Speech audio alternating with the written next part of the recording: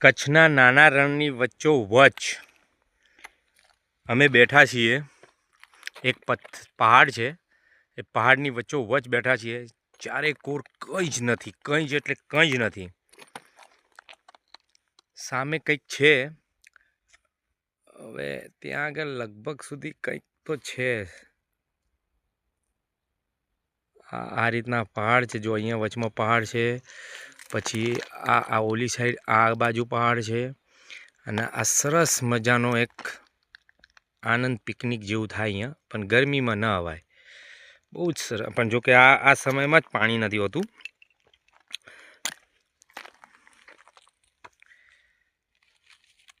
ये देखो, और मैं पहाड़ पे खड़ा हूँ।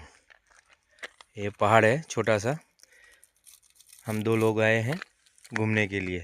ये है अंशुल।